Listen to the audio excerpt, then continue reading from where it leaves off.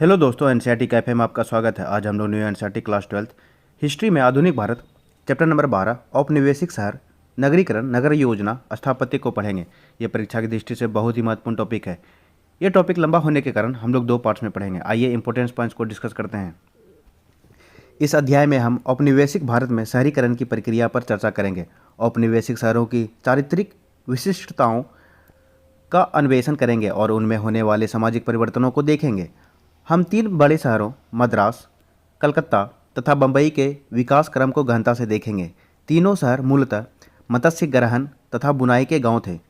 तीनों शहर कैसे थे? मछली ग्रहण के लिए और बुनाई के लिए फेमस थे। वे इंग्लिश ईस्ट इंडिया कंपनी की व्यापारिक गतिविधियों के कारण व्यापार के महत्वपूर्ण केंद्र बन गए।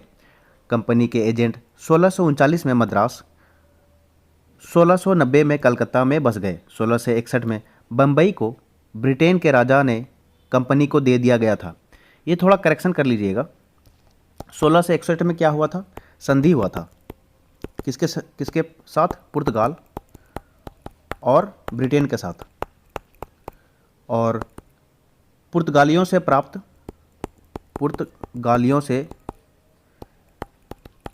प्राप्त बम्बई को 1661 में लेकिन राजा ने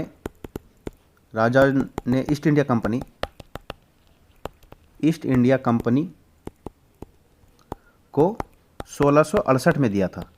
1668, ये आपका 1668 क्योंकि कंपनी दे रखा है, जिसे उसने पुर्तगाल के शासक से अपनी पत्नी के दहेज में के रूप में प्राप्त किया था। कंपनी ने इन तीन बस्तियों के व्यापारिक तथा प्रशासनिक कार्यालय स्थापित किए। ओरिएंटल सीनरी 1798 में प्रकाशित डेनियल के एक चित्र पर आधारित टॉमस तथा विलियम डेनियल द्वारा फोर्ट सेंट जॉर्ज मद्रास का दक्षिण पश्चिमी अवलोकन का चित्र दिखाया गया है। माल से लदे यूरोपीय जहाज दूर क्षितिज पर अंकित है।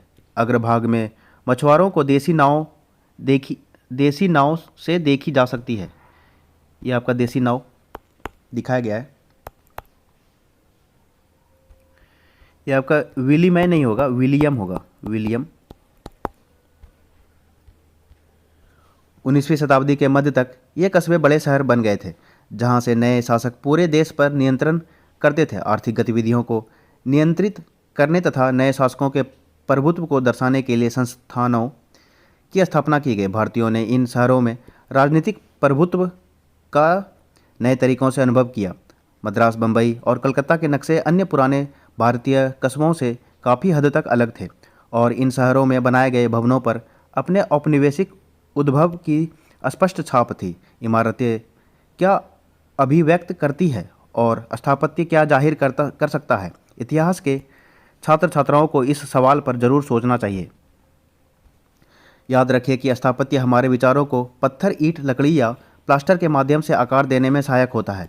सरकारी अधिकारी के बंगले और अमीर व्यापारी के महलनुमा आवास से लेकर श्रमिक की साधारण झोपड़ी तक भवन सामाजिक संबंधों और पहचानों को कई प्रकार से परिलक्षित करते हैं।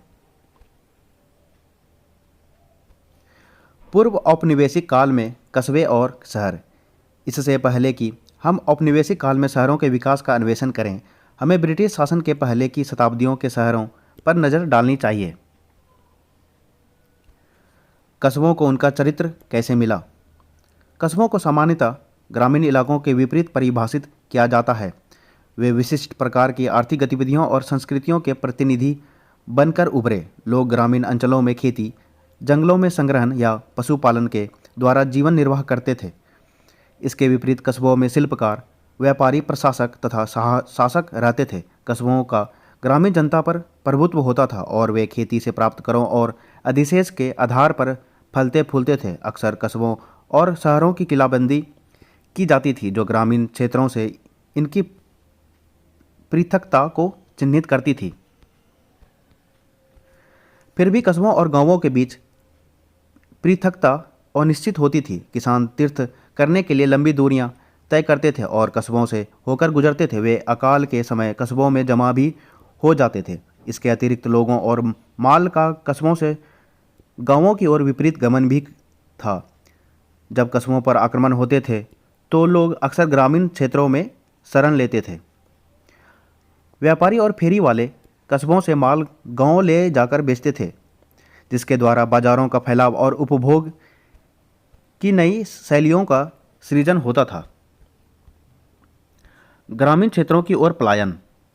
1857 में ब्रिटिश सेना द्वारा शहर पर अधिकार करने के बाद दिल्ली के लोगों ने क्या किया, इसका वर्णन प्रसिद्ध शायर मिर्ज़ा गालिब इस प्रकार करते हैं। ये पूछा जाता है 1857 में जब विद्रोह हुआ था तो उस टाइम शायर कौन था? मिर्ज़ा गालिब। दुश्मन को पराजित करने और भगा देने के बाद विजेताओं ब्रिटिश ने सभी दिशाओं से शहर को उजाड़ दिया।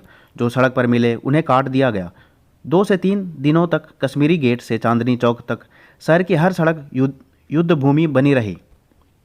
3 द्वार, अजमेरी, तुर्कमान तथा दिल्ली अभी भी विद्रोहियों के कब्जे में थे।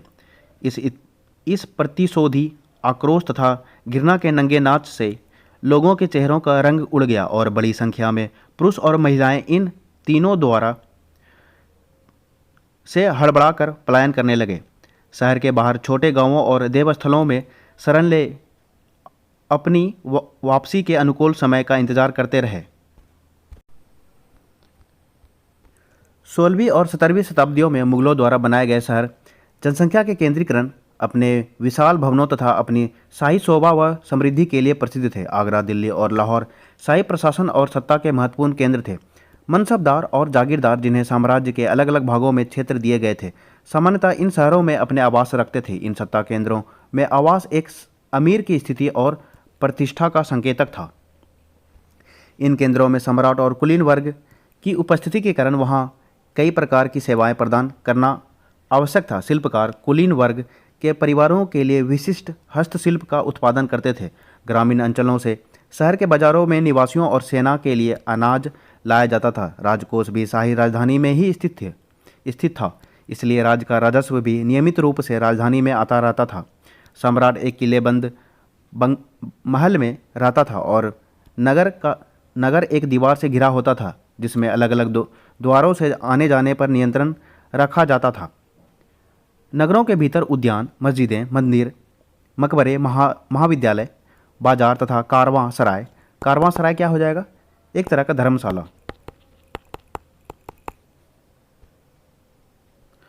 स्थित होती थी। नगर का ध्यान महल और मुख्य मस्जिद की ओर होता था। दक्षिण भारत के नगरों जैसे मदुरै और कांचीपुरम में मुख्य केंद्र मंदिर होता था। ये कहाँ है आपका? मदुरै और कांचीपुरम, तमिलनाडु में। ये नगर महत्वपूर्ण व्यापारिक केंद्र भी थे। धार्मिक त्यौहार अक्सर मेलों के साथ होते थे, जिससे तीर्थ और व्यापार जुड़ जाते थे। सामान्यतः शासक धार्मिक संस्थानों का सबसे ऊंचा प्राधिकारी और मुख्य संरक्षक होता था। समाज और शहर में अन्य समूहों और वर्गों का स्थान शासक के साथ उनके संबंधों से तय होता था। मध्यकालीन शहरों में शासक वर्ग के वर्चस्व वाली सामाजिक व्यवस्था में हरेक से अपेक्षा की जाती थी कि उसे समाज में अपना स्थान पता हो। यह आपको दिखाया गया है। शाहजहानाबाद 1857। शहर के चारों ओर बनाई गई दीवारों को 1857 के बाद ढहा दिया गया। लाल किला नदी के किनारे पर दिखाई दे रहा है। दाईं तरफ फासले पर रीज में आप ब्रिटिश बसावट और छावनी देख सकते हैं। ये किसके द्वारा किया गया था?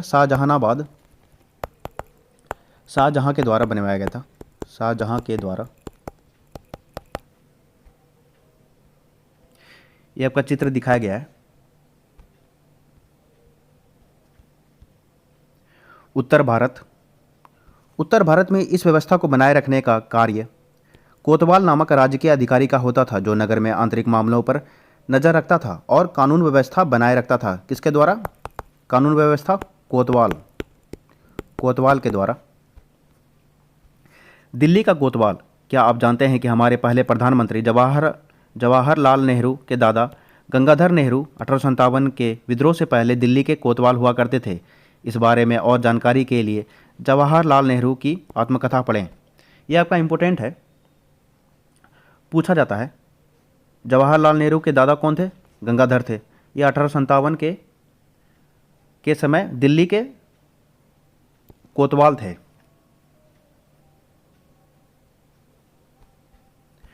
18वीं शताब्दी में परिवर्तन। यह सब 18वीं शताब्दी में बदलने लगा। राजनीतिक तथा व्यापारिक पुनर्गठन के साथ पुराने नगर पतोन्मुख आपका हो गया, मतलब खत्म होने लगा हुए और नगरों का विकास होने लगा। मुगल सत्ता के क्रमिक क्षरण के कारण ही उसके शासन से संबंध नगरों का अवसान हो गया। मुगल राजधानियों दिल्ली और आगरा ने अपना राजनीतिक प्रभुत्व खो दिया। नई क्षेत्रीय ताकतों का विकास क्षेत्रीय राजधानियों लखनऊ, हैदराबाद, श्रीरंगपट्टनम, ये आपका श्रीरंगपट्टनम, पूना, आज का पुणे, नागपुर, बड़ौदा तथा तंजौर, आज का तंजावुर के बढ़ते महत्व में परिलक्षित हुआ। व्यापारी, प्रशासक, शिल्पकार तथा अन्य लोग पुराने मुगल केंद्रों से इन नई राजधानियों की ओर काम तथा संरक्षण की तलाश में आने लगे। नए राज्यों के बीच निरंतर लड़ाइयों का परिणाम यह था कि भाड़े के सैनिकों को भी यहाँ तैयार रोजगार मिलता था। कुछ स्थानीय विशिष्ट लोगों तथा उत्तर भारत में मुगल साम्राज्य से संबंध अधिकारियों ने भी इस अवसर का उपयोग कस्बे और गंज जैसी नई शहरी बस्तियों को बसाने में किया, परंतु राजनीतिक के विकेंद्रीकरण के प्रभाव सब जगह एक जैसी नहीं थे। कई स्थानों पर नए सिरे से आर्थिक गतिविधियां बढ़ी, कुछ अन्य स्थानों पर युद्ध, लूटपाट तथा राजनीतिक अनिश्चितता आर्थिक पतन में परिणत हुआ। कस्बा ग्रामीण अंचल में एक छोटे नगर को कहा जाता है जो सामान्यतः स्थानीय विशिष्ट व्यक्ति का केंद्र होता है। ये आपका इंपॉर्टेंट हो गया। कस्बा क्या हो गया? ग्रामीण अंचल में एक छोटा नगर। गंज एक छोटे अस्थायी बाजार को कहा जाता है। कस्बा और गंज दोनों कपड़ा, फल, सब्जी तथा दूध उत्पादों से संबंध थे। विशिष्ट परिवारों तथा सेना के लिए सामग्री उपलब्ध कराते थे। गंज हो गया आपका अस्थायी बाजार। व्यापार तंत्रों में परिवर्तन शहरी केंद्रों के इतिहास में परिलक्षित हुए। यूरोपीय व्यापारिक कंपनियों ने पहले मुगल काल में ही विभिन्न स्थानों पर आधार स्थापित कर लिए थे। पुर्तगालियों ने 1510 पणजी में, डचों ने 1605 में मछलीपट्टनम में, अंग्रेजों ने मद्रास में 1639 में तथा फ्रांसीसियों ने 1673 में पांडिचेरी, आज का पुदुचेरी। ये आपका इंपॉर्टेंट हो गया यहाँ से लेकर के यहाँ तक। पुर्तगालियों ने 1510 पणजी में, डचों ने 1605 में मछलीपट्टनम में, अंग्रेजों ने मद्रास में 1639 में तथा फ्रांसीसियों ने 1673 कहाँ? पांडिचेरी में। ये पूछा जाता है। व्यापारिक गतिविधियों में विस्तार के साथ ही इन व्यापारिक केंद्रों के आसपास नगर विकसित होने लगे। 18वीं शताब्दी के अंत तक स्थल आधारित साम्राज्यों का स्थान शक्तिशाली जल आधारित यूरोपीय साम्राज्यों ने ले लिया। अंतर्राष्ट्रीय व्यापार, वाणिज्यवाद तथा पूंजीवाद की शक्तियाँ अब समाज के स्वरूप को परिभाषित करने लगी थी। मध्य 18वीं शताब्दी से परिवर्तन का एक नया चरण आरंभ हुआ। मध्य 18वीं शताब्दी क्या हो जाएगा? 1750 के लगभग। यह आपको दिखाया गया है नदी से गोवा शहर का एक दृश्य ग्रेग द्वारा 1812 में, जब व्यापारिक गतिविधियां अन्य स्थानों पर केंद्रित होने लगी तो 17वीं शताब्दी में विकसित हुए सूरत, मछलीपट्टनम तथा ढाका पतोन्मुख हो गए। यह आपका इंपॉर्टेंट है, ये पूछा जाता है। पुर्तगाली 1498 में भारत में वास्को डी गामा कालीकट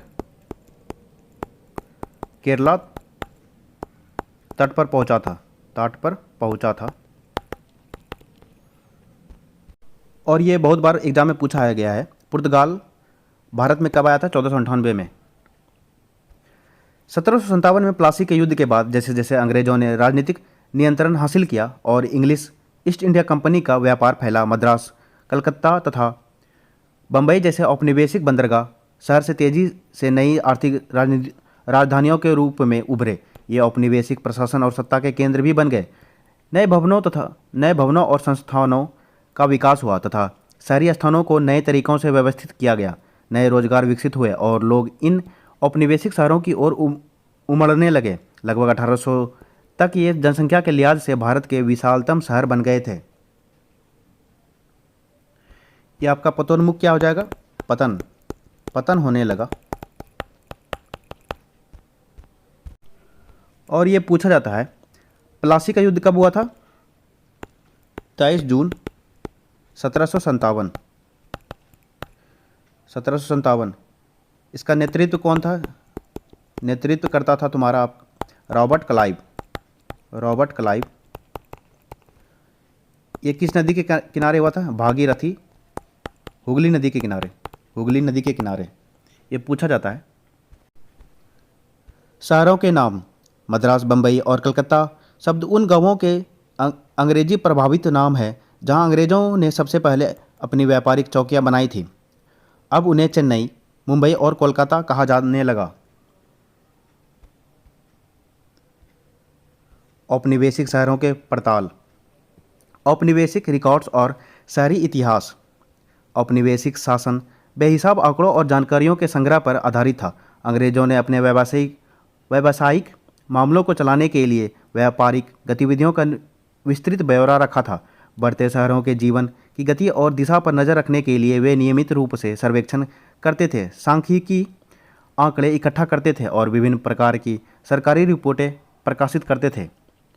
प्रारंभिक वर्षों से ही औपनिवेशिक सरकार ने मानचित्र तैयार करने पर खास ध्यान दिया।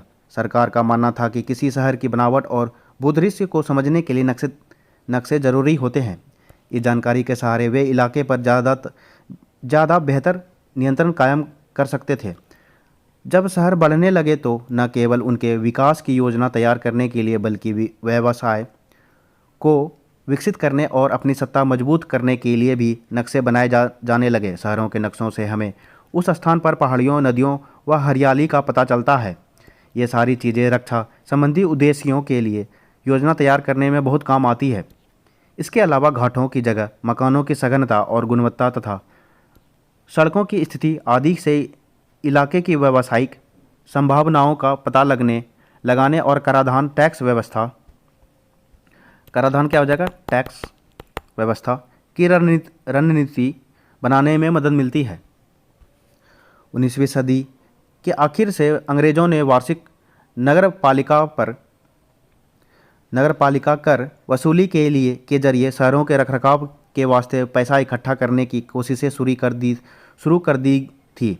टकरावों से बचने के लिए उन्होंने कुछ जिम्मेदारियां निर्वाचित भारतीय प्रतिनिधियों को भी सौंपी हुई थी। आंशिक लोक प्रतिनिधित्व से लैस नगर निगम जैसे संस्थानों का उद्देश्य शहरों में जलापूर्ति, निकासी, सड़क निर्माण और स्वास्थ्य व्यवस्था जैसे अत्यावश्यक सेवाएं उपलब्ध कराना था। दूसरी तरफ नगर निगमों की गतिविधियों से नए तरह के रिकॉर्ड्स पैदा हुए जिन्हें नगरपालिका रिकॉर्ड रूम में संभाल कर रखा जाने लगा। शहरों के फैलाव पर नज़र रखने के लिए नियमित रूप से लोगों की गिनती की जाती थी। 19वीं सदी के मध्य तक विभिन्न क्षेत्रों में कई जगह स्थानीय स्तर पर जनगणना की जा चुकी थी। अखिल भारतीय जनगणना का पहला प्रयास 1872 में किया गया। यह आपका पूछा जाता है किसके द्वारा? लॉर्ड मेयो के द्वारा। लॉर्ड मेयो के द्वारा। और एक पूछा जाता है लॉर्ड मेयो की हत्या अंडमान निकोबार में हुआ। अंडमान निकोबार में हुआ किसके द्वारा? शेर अली अफरीदी। शेर अली अफरीदी के द्वारा। इसके बाद 1881 से 10 की हर साल में होने वाली जनगणना एक नियमित व्यवस्था बन गई। किसके द्वारा? लॉर्ड रिपन के द्वारा। लॉर्ड रिपन के द्वारा। भारत में शहरीकरण का अध्ययन के लिए जनगणना से निकले आंकड़े एक बहुमूल्य स्रोत है। जब हम इन रिपोर्टों को देखते हैं तो ऐसा लगता है कि हमारे पास ऐतिहासिक परिवर्तन को मापने के लिए ठोस जानकारी उपलब्ध है। बीमारियों से होने वाली मौतों की सारणियों का अनिहित सिलसिला या उम्र, लिंग, जाति और एवं व्यवसाय के अनुसार लोगों को गिनने की व्यवस्था से संख्याओं का एक विशाल भंडार मिलता है जिससे सटीकता का भ्रम पैदा हो जाता है। लेकिन इतिहासकारों ने पाया कि ये आंकड़े भ्रामक भी हो सकते हैं। इन आंकड़ों का इस्तेमाल करने से पहले हमें इस बात को अच्छी तरह समझ लेना चाहिए कि आंकड़े किसने इकट्ठा किए हैं और उन्हें क्यों तथा कैसे इकट्ठा किया गया था। हमें यह भी मालूम होना चाहिए कि किस चीज़ को मापा गया था और किस चीज़ को नहीं मापा गया था। मिसाल के तौर पर जनगणना एक ऐसा साधन थी जिसके जरिए आबादी के बारे में सामाजिक जानकारियों को सुगम्य आंकड़ों में तब्दील किया जाता था, लेकिन इस प्रक्रिया में कई भ्रम थे। जनगणना आयुक्तों ने आबादी के विभिन्न तबकों का वर्गीकरण करने के लिए अलग अलग श्रेणियां बना दी थी। कई बार यह वर्गीकरण निहायत अतार्किक होता था और लोगों की परिवर्तनशील व परस्पर काटती पहचानों को पूरी तरह नहीं पकड़ पाता था। भला ऐसे व्यक्ति को किस श्रेणी में रखा जाएगा जो कारीगर भी था और व्यापारी भी। जो आदमी अपनी ज़मीन पर खुद खेती करता है और उपज को खुद शहर ले जाता है, उसको किस श्रेणी में गिना जाएगा? उसे किसान माना जाएगा या व्यापारी? ये आपका मानचित्र दिया हुआ है, बम्बई का मानचित्र। कासल दुर्ग नामक गोले में घिरा हिस्सा किलाबंद आबादी का अंग था। कासल दुर्ग क्या हो गया? दुर्ग मतलब किलाबंद। बिंदुकित भाग में वे 7 द्वीप दर्शाए गए हैं जिन्हें भूमि विकास परियोजनाओं के जरिए एक दूसरे से जोड़ दिया गया था। कितने थे? 7 द्वीप। कौन कौन था आपका? बॉम्बे, मंझगांव, पारेल, वर्ली, माहिम, लिटिल कोलाबा और old woman's island and Colaba. ये आपका 7 टापू हो गया।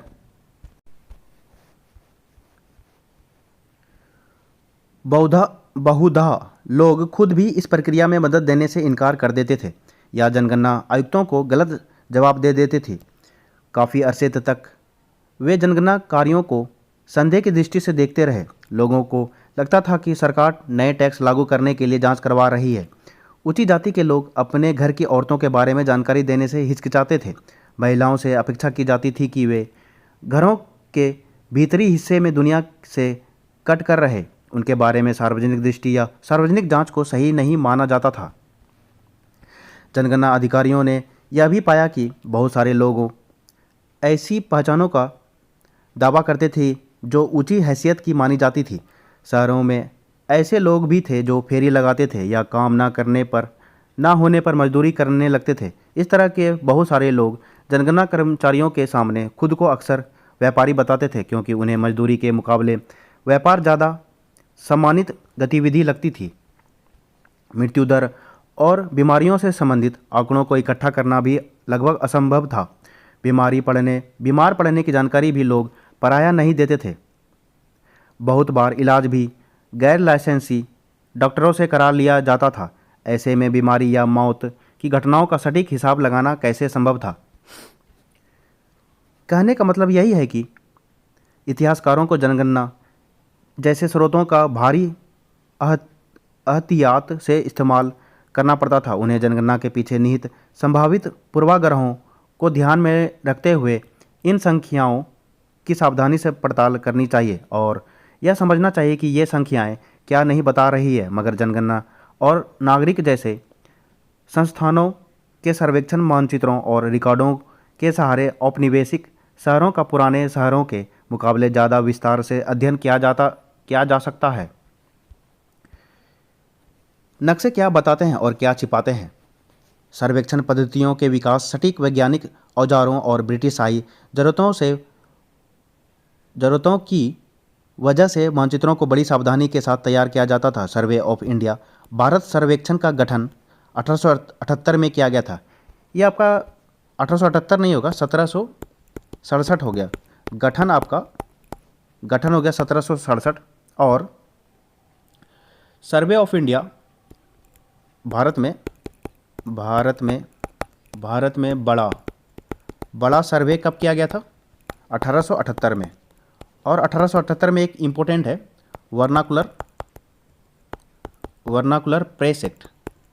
प्रेस एक्ट, ये पूछा जाता है किसके द्वारा किया गया था? लॉर्ड लीटन के द्वारा। उस समय तैयार किए गए नक्शों से हमें काफ़ी जानकारी तो मिलती है, साथ ही अंग्रेज शासकों की सोच में निहित भेदभाव भी उजागर हो जाता है। मसलन शहर में गरीबों की बड़ी बड़ी बस्तियों को नक्शे पर चिन्हित ही नहीं किया गया क्योंकि शासकों के लिए उनका महत्व नहीं था। परिणाम स्वरूप यह मान लिया गया कि इस नक्शे पर मौजूद ये रिक्त स्थान अन्य विकास योजनाओं के लिए उपलब्ध है। जब इन योजनाओं को शुरू किया गया तो वहाँ से गरीबों को हटा दिया गया। बदलाव में रुझान। जनगणनाओं का सावधानी से अध्ययन करने पर कुछ दिलचस्प रुझान सामने आते हैं। सन 1800 के बाद हमारे देश में शहरीकरण की रफ्तार धीमी रही।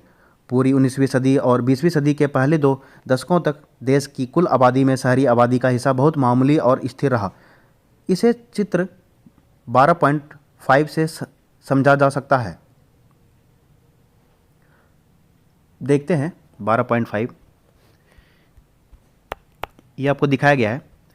1881 से 1942 साल कुल आबादी में शहरी आबादी का प्रतिशत 1891 में 9.4, 1901 में 10, 1911 9.4, 1921 10.2, 1931 11.1, 1941 12.8। 1900 से 1940 के बीच 40 शहरों के दरमियान शहरी आबादी 10% से बढ़कर लगभग 13% हो गई थी और परिवर्तनशीलता के नीचे विभिन्न क्षेत्रों में शहरी विकास के रुझानों में उल्लेखनीय उतार चढ़ाव छिपे हुए हैं। छोटे कस्बों के पास आर्थिक रूप से विकसित होने के ज़्यादा मौके नहीं थे। दूसरे तरफ कलकत्ता, बम्बई और मद्रास तेज़ी से फैले और जल्दी ही विशाल शहर बन गए। कहने का मतलब यह है कि नए व्यावसायिक एवं प्रशासनिक केंद्रों के रूप में इन 3 शहरों के पनपने के साथ कई दूसरे तत्कालीन शहर कमज़ोर भी पड़ते जा रहे थे। औपनिवेशिक अर्थव्यवस्था का केंद्र होने के नाते ये शहर भारतीय सूती कपड़े जैसे निर्यात उत्पादों के लिए संग्रह डिपो थे। मगर इंग्लैंड में हुई औद्योगिक क्रांति के बाद इस प्रवाह की दिशा बदल गई और इन शहरों में ब्रिटेन के कारखानों में बनी चीज़ें उतरने लगी। भारत से तैयार माल की बजाय कच्चे माल का निर्यात होने लगा। इस आर्थिक गतिविधि का स्वरूप ऐसा था कि उसने औपनिवेशिक शहरों को देश के परंपरागत शहरों और कस्बों से बिल्कुल अलग ला खड़ा किया। 1853 में रेल की शुरुआत हुई। 1853 में रेलवे की शुरुआत हुई किसके द्वारा? लॉर्ड डलहौजी के द्वारा। कहाँ से कहाँ तक? मुंबई से थाने तक, ये पूछा जाता है। इसने शहरों की काया पलट कर दी। आर्थिक गतिविधियों का केंद्र परंपरागत शहरों से दूर जाने लगा क्योंकि ये शहर पुराने मार्गों और नदियों के समीप थे। हर एक रेलवे स्टेशन कच्चे माल का संग्रह केंद्र और आयातित वस्तुओं का विवरण बिंदु बन गया। उदाहरण के लिए गंगा के किनारे स्थित मिर्ज़ापुर कहाँ? यूपी, दक्कन से कपास तथा सूती वस्त्रों के संग्रह का केंद्र था जो बम्बई तक जाने वाले रेलवे लाइन के अस्तित्व में आने के बाद अपनी पहचान खोने लगा था। रेलवे नेटवर्क के विस्तार के बाद रेलवे वर्कशॉप और रेलवे कॉलोनियों की भी स्थापना शुरू हो गई। जमालपुर जो बिहार में है, वाल्टेर कहाँ है? विशाखापट्टनम में। विशाखापट्टनम का एक हिस्सा है। बरेली आपका यूपी हो गया। और बरेली जैसे रेलवे नगर अस्तित्व में आए। फोर्ट एरिया का बोरा बाजार 1885। जैसे जैसे बम्बई फैली, फोर्ट एरिया में भी भीड़ बढ़ने लगी। व्यापारी, दुकानदार और नौकरी पेशा लोग इस इलाके में आने लगे। बहुत सारे नए बाजार खुले और बड़ी बड़ी इमारतें बनने लगी। इसके भीड़ भड़ाके से चिंतित लोगों ने फोर्ट के उत्तरी इलाके से भारतीय को खदेड़ने की कोशिशें शुरू कर दी। ये आपको दिखाया गया है। नए शहर कैसे थे? बंदरगाह, किले और सेवाओं के केंद्र। 18वीं सदी तक मद्रास, कलकत्ता और बम्बई महत्वपूर्ण बंदरगाह बन चुके थे। यहाँ जो आबादियाँ बसी वे चीज़ों के संग्रह के लिए काफ़ी उपयोगी साबित हुई। ईस्ट इंडिया कंपनी ने अपने कारखाने यानी वाणिज्यिक कार्यालय इन्हीं बस्तियों में बनाए और यूरोपीय कंपनियों के बीच प्रतिस्पर्धा के कारण सुरक्षा के उद्देश्य से इन बस्तियों की किलेबंदी कर दी। मद्रास में फोर्ट सेंट जॉर्ज कलकत्ता में फोर्ट विलियम और बम्बई में फोर्ट, ये आपका पूछा जाता है। फोर्ट सेंट जॉर्ज कहाँ है? मद्रास में। मद्रास मतलब तमिलनाडु, चेन्नई। और कलकत्ता में फोर्ट विलियम और बम्बई में फोर्ट। ये इलाके ब्रिटिश आबादी के रूप में जाने जाते थे। यूरोपीय व्यापारियों के साथ लेन देन चलाने वाले भारतीय व्यापारी, कारीगर और कामगार इन किलों के बाहर अलग बस्तियों में रहते थे। यूरोपीय और भारतीयों के लिए शुरू से ही अलग क्वार्टर बनाए गए थे। उस समय के लेखन में उन्हें व्हाइट टाउन गोरा शहर और ब्लैक टाउन काला शहर के नाम से उद्धृत किया जाता था। राजनीतिक सत्ता अंग्रेजों के हाथ में आ जाने के बाद यह नस्ली फर्क और भी तीखा हो गया।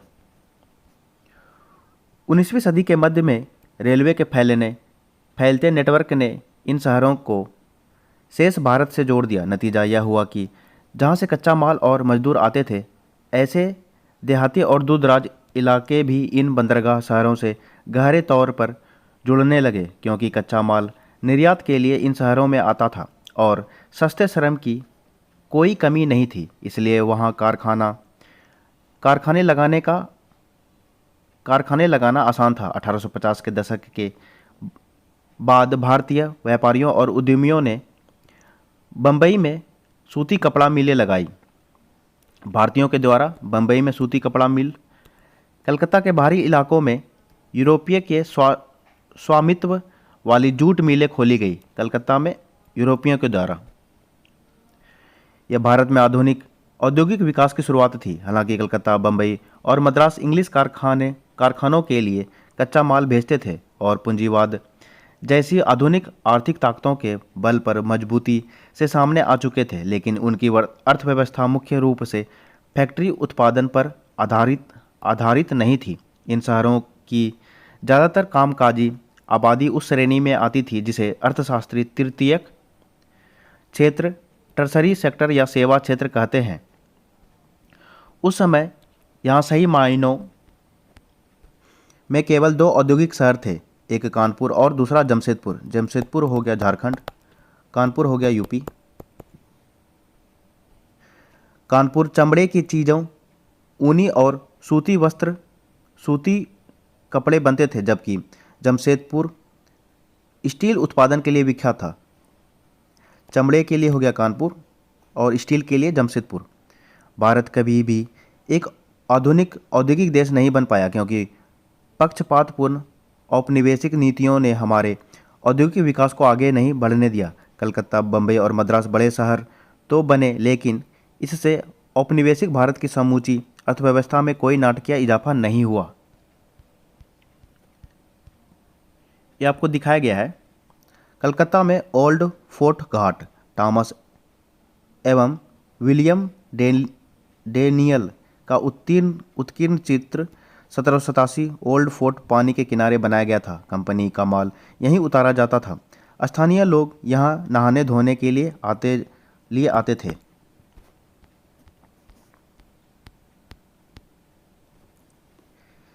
एक नया शहरी परिवेश। औपनिवेशिक शहर नए शासकों की वाणिज्यिक संस्कृति को प्रतिबिंबित करते थे। राजनीतिक सत्ता और संरक्षण भारतीय शासकों के स्थान पर ईस्ट इंडिया कंपनी के व्यापारियों के हाथ में जाने लगा। दूरभाषीय बिचौलिए, व्यापारी और माल आपूर्तिकर्ता के रूप में काम करने वाले भारतीयों का भी इन नए शहरों में एक महत्वपूर्ण स्थान था। नदी या समुद्र के किनारे आर्थिक गतिविधियों से गोदियों मतलब क्या हो गया? पोर्ट।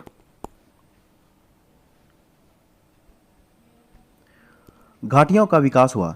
समुद्र किनारे गोदाम, वाणिज्यिक कार्यालय, जहाजरानी उद्योग के लिए बीमा एजेंसियां, यातायात डिपो और बैंकिंग संस्थानों की स्थापना होने लगी। कंपनी के मुख्य प्रशासकीय कार्यालय समुद्र तट से दूर बनाए गए। कलकत्ता में स्थित राइट बिल्डिंग इसी तरह का एक दफ्तर हुआ करती थी। राइट बिल्डिंग कहाँ है आपका? कलकत्ता में, ये पूछा जाता है। यहाँ राइटर्स का आशय क्लर्कों से था। यह ब्रिटिश शासन में नौकरशाही के बढ़ते कद का संकेत था। किले की चार दीवारी के आसपास यूरोपीय व्यापारियों और एजेंटों ने यूरोपीय शैली के महलनुमा मकान बना लिए थे। कुछ ने शहर की सीमा से सटे उपशहरी मुफसिल इलाकों में बगीचा, गार्डन हाउस बना लिए थे। शासक वर्ग के लिए नस्ली विभेद पर आधारित क्लब, रेस कोर्स और रंगमंच भी बनाए गए। दी ओल्ड कोर्ट हाउस और राइट बिल्डिंग, टॉमस एवं विलियम डेनियल 1786। दाएं हाथ पर कोर्ट हाउस न्यायालय परिसर के खुले तोरण पथ वाले बरामदे और लंबे खंभों को 1792 में ढहा दिया गया था।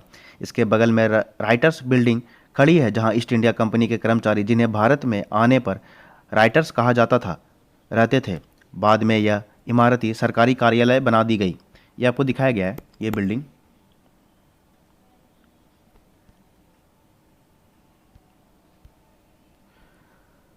दुभाषीय का मीनिंग हो जाएगा आपका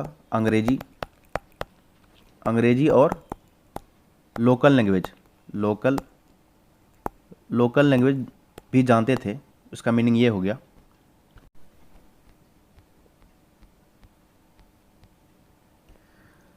चौरंगी में नई इमारतें, टॉमस एवं विलियम डेनियल 1787। मैदान के पूर्वी किनारे पर अंग्रेजों के निजी मकान 18वीं सदी के आखिर में बनने लगे थे। इनमें से ज़्यादातर मकान पलड़ियन शैली के थे, जिनमें गर्मियों से बचने के लिए खंभों के सहारे बड़े बरामदे बनाए गए थे। ये आपको दिखाया गया है।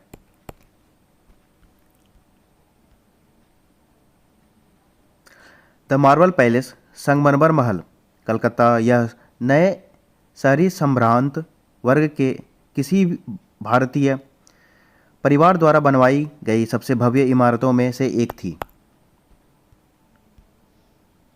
अमीर भारतीय एजेंटों और बिचौलियों ने बाजारों के आसपास ब्लैक टाउन में परंपरागत ढंग के दलानी मकान बनवाए। उन्होंने भविष्य में पैसा लगाने के लिए शहर के भीतर बड़ी बड़ी जमीनें भी खरीद ली थी। अपने अंग्रेज स्वामियों को प्रभावित करने के लिए वे त्योहारों के समय रंगीन दावतों का आयोजन करते थे। समाज में अपनी हैसियत साबित करने के लिए उन्होंने मंदिर भी बनवाए। मजदूर वर्ग के लोग अपने यूरोपीय और भारतीय स्वामियों के लिए खानसामा, पालकी वाहक, गाड़ीवान, चौकीदार, पोर्टर और निर्माण व गोदी मजदूर के रूप में विभिन्न सेवाएं उपलब्ध कराते थे। वे शहर के विभिन्न इलाकों में कच्ची झोपड़ियों में रहते थे। 19वीं सदी के मध्य में औपनिवेशिक शहर का स्वरूप और भी बदल गया। 1857 के विद्रोह के बाद भारत में अंग्रेजों का रवैया विद्रोह की लगातार आशंका से तय होने लगा था।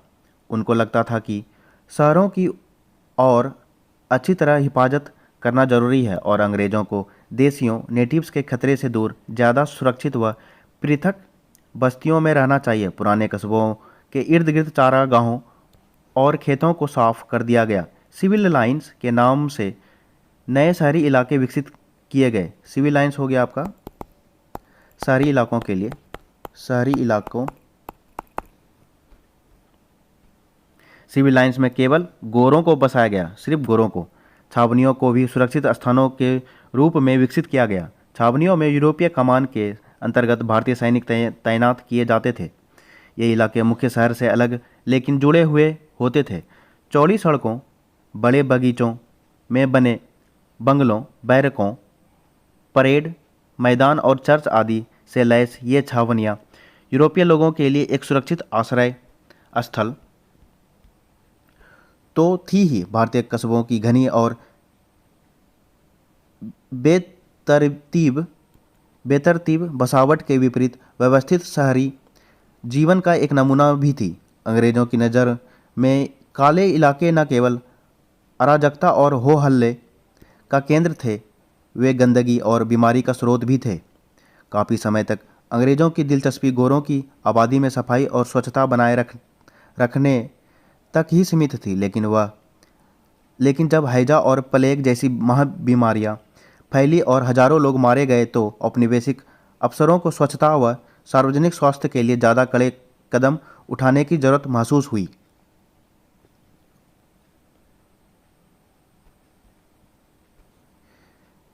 प्लेग आपका चूहों के कारण होता है, प्लेग वाला बीमारी। और हैजा हो गया आपका दूषित पानी, दूषित पानी के वजह से।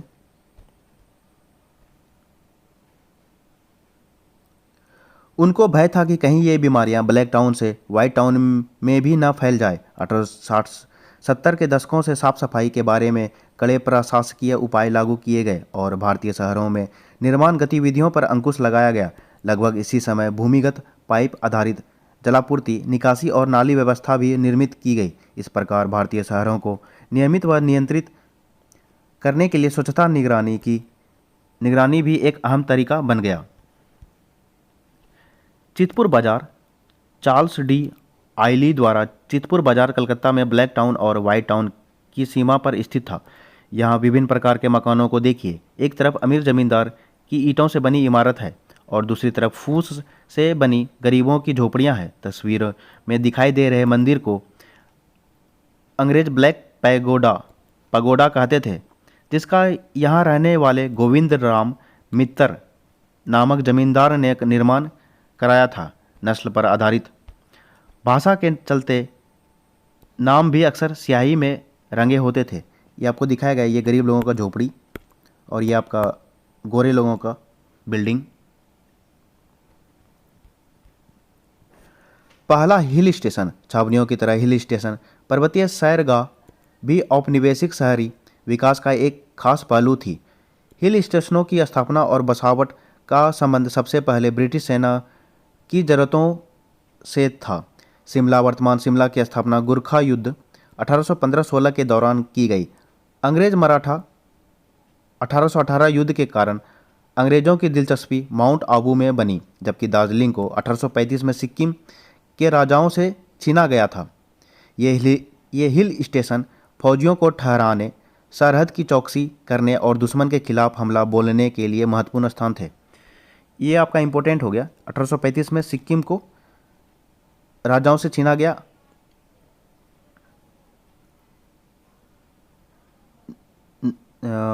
एक मिनट, सिक्किम के राजाओं से छीना गया, ठीक है, दार्जिलिंग को 1835 में। और ये आपका अंग्रेज मराठा युद्ध 1818, ये कौन सा युद्ध हो गया? तीसरा। तो पहला अंग्रेज मराठा युद्ध कब हुआ था? 1775 से 82। ये आपका इसका गवर्नर जनरल कौन था उस टाइम? Warren Hastings. और आपका सेकेंड कब हुआ था? अंग्रेज मराठा युद्ध 1803 से 1805। ये किसके काल था? लॉर्ड वेलेजली का कार्यकाल था।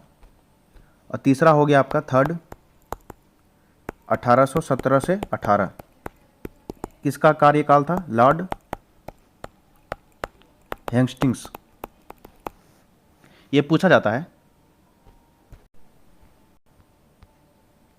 भारतीय पहाड़ों की मृदु मतलब मिट्टी और ठंडी जलवायु को फायदे की चीज़ माना जाता था, खासतौर से इसलिए कि अंग्रेज गर्म मौसम को बीमारियां पैदा करने वाला मानते थे। उन्हें गर्मियों के कारण हैजा और मलेरिया की सबसे ज़्यादा आशंका रहती थी। वे फौजियों को इन बीमारियों से दूर रखने की पूरी कोशिश करते थे। सेना की भारी भरकम मौजूदगी के कारण ये स्थान पहाड़ियों में एक नई तरह की छावनी बन गए।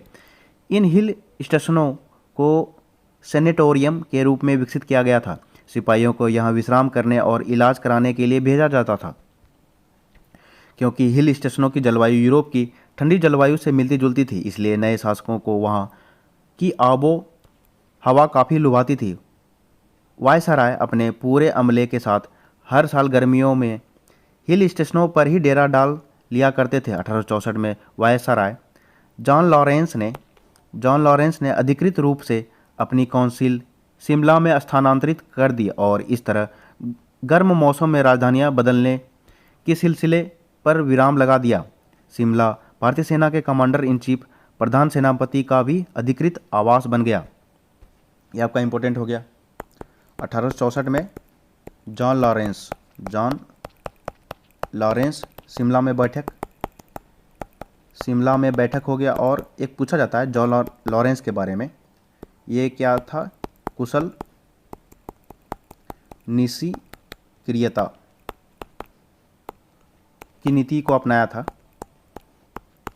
ये पूछा गया है प्रश्न।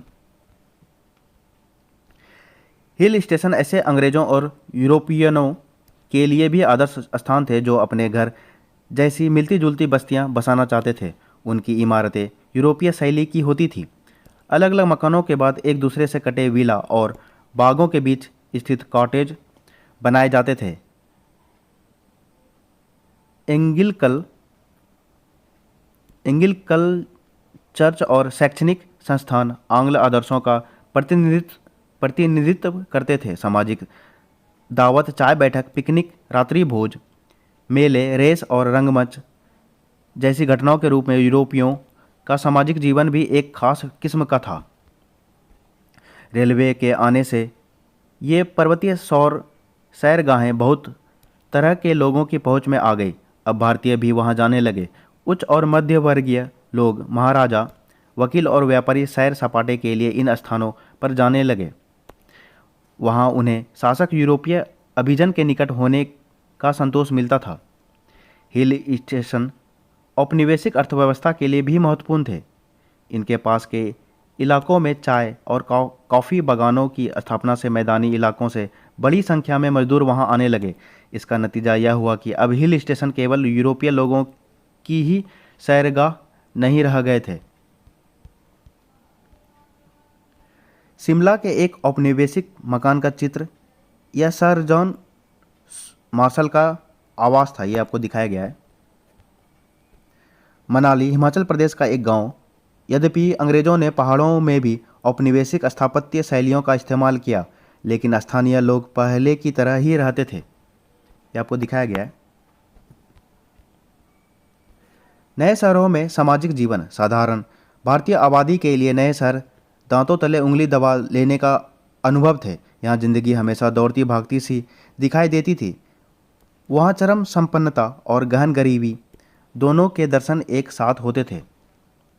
घोड़ा गाड़ी जैसे नए यातायात साधन और बाद में ट्रामों और बसों के आने से यह हुआ कि अब लोग शहर के केंद्र से दूर जाकर भी बस सकते थे।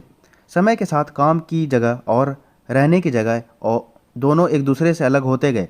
घर से दफ्तर या फैक्ट्री जाना एक नए किस्म का अनुभव बन गया। कलकत्ता में एक सड़क पर चलती ट्राम गाड़ियां को दिखाया गया है। अभी भी चलता है कलकत्ता में।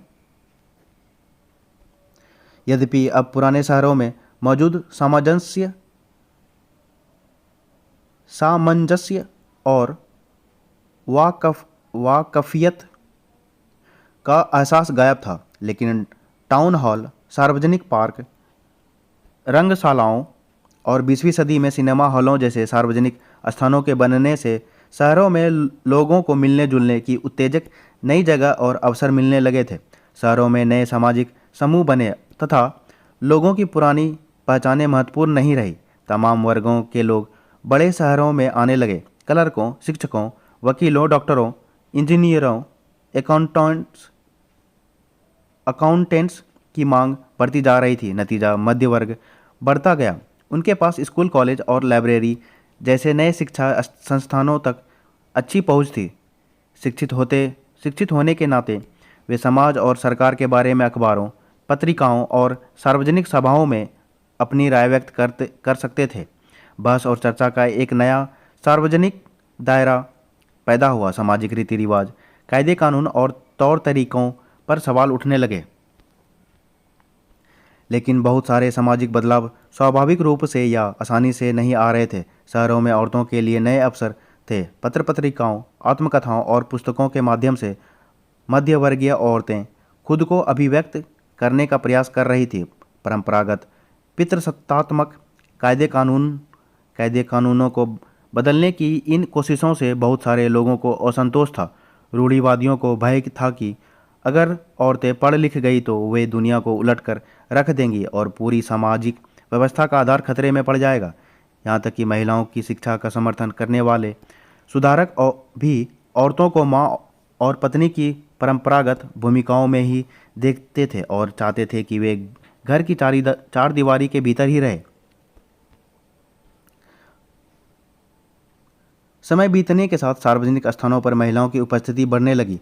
वे नौकरानी और फैक्ट्री मजदूर, शिक्षिका, रंगकर्मी और फिल्म कलाकार के रूप में शहर के नए व्यवसायों में दाखिल होने लगी, लेकिन ऐसी महिलाओं को लंबे समय तक सामाजिक रूप से सम्मानित नहीं माना जा सकता था, जो घर से निकलकर सार्वजनिक स्थानों में जा रही थी। आमार कथा मेरी कहानी, ये आपका इम्पोर्टेंट है, ये पूछा जाता है। विनोदिनी दासी 1863 से 1941 बंगाली रंगमंच में 19वीं सदी के आखिर और 20वीं सदी के शुरुआती दशकों की जानी मानी हस्ती थी। उन्होंने नाटककार और निदेशक गिरीश चंद्र घोष 1844-1912 के साथ काफ़ी काम किया। स्टार थिएटर कलकत्ता की स्थापना 1883 के पीछे उनका मुख्य हाथ था। यह थिएटर बाद में कई प्रसिद्ध नाटकों के लिए जाना गया। 1910 से 1913 के बीच उन्होंने आमार कथा के नाम से किस्तों में अपनी आत्मकथा लिखी।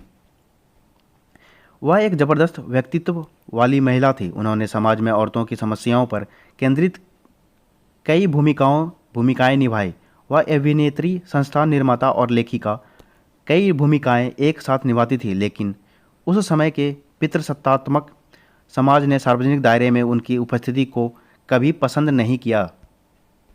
ये आपका आमार कथा किसका लिखा है? विनोदिनी दासी। ये कौन थी? बंगाली रंगमंच की अभिनेत्री थी। शहरों में मेहनतकश गरीबों और कामगारों का एक नया वर्ग उभर रहा था। ग्रामीण इलाकों के गरीब रोजगार की उम्मीद में शहरों की तरफ भाग रहे थे। कुछ लोगों को शहर नए अवसरों का स्रोत दिखाई देते थे, कुछ को एक भिन्न जीवन शैली का आकर्षण खींच रहा था। उनके लिए यह एक ऐसी चीज़ थी जो उन्होंने पहले कभी नहीं देखी थी। शहर में जीने की लागत पर अंकुश रखने के लिए ज़्यादातर पुरुष प्रवासी अपना परिवार गांव छोड़कर आते थे। शहर की ज़िंदगी एक संघर्ष थी। नौकरी पक्की नहीं थी, खाना महंगा था, रिहाइश का खर्चा उठाना मुश्किल था। फिर भी गरीबों ने वहां पर आया अपनी एक अलग जीवंत शहरी संस्कृति रच ली थी। वे धार्मिक त्योहारों, तमाशों, लोक रंगमंच और स्वांग आदि में उत्साहपूर्वक हिस्सा लेते थे, जिनमें ज़्यादातर उनके भारतीय और यूरोपीय स्वामियों का मजाक उड़ाया जाता था। यह आपका एक चित्र दिखाया गया है 19वीं सदी के आखिर की एक कालीकट पेंटिंग। स्त्री सत्ता के बारे में पुरुषों की बेचैनी को अक्सर एक ऐसी तस्वीरें के जरिए दर्शाया जाता था जिसमें औरत एक जादूगरनी के भेष में आदमी को भेड़ बना देती है। जैसे जैसे औरतें पढ़ लिख कर अपने घर की चारदीवारियों से निकलने लगी, लोकप्रिय तस्वीरों में औरतों की ऐसी छवियां खूब दिखाई देने लगी। ये आपको दिखाया गया है। मछुआरों की नज़र से यह 20वीं सदी की शुरुआत में जेलेपाड़ा मछुआरों के क्वार्टर कलकत्ता के लोगों में प्रचलित एक स्वांग का हिस्सा है। दिल में एक भावना से कलकत्ता में आया, कैसन कैसन मजा हम या देखने पाया। अरी समाज, ब्रह्म समाज, गिरजा मस्जिद, एक लोटा से मिलता दूध, पानी, सब चीज़, छोटा बड़ा आदमी सब बाहर करके दांत झापड़ मार के बोलता है अंग्रेजी में बात। पृथक्करण, नगर नियोजन और भवन निर्माण को हम लोग अगले वीडियो में देखेंगे या पढ़ेंगे। तो दोस्तों ये टॉपिक कैसा लगा? अगर कुछ सजेशन देना हो तो कृपया मेरे कमेंट बॉक्स में दे सकते हैं। मेरे चैनल को थोड़ा सपोर्ट कीजिए, अपने दोस्तों के साथ शेयर करें जिनसे वो भी एनसीईआरटी फैक्ट्स को जान सके। धन्यवाद मित्रों, आपका दिन शुभ हो। जय श्री राम, हर हर महादेव।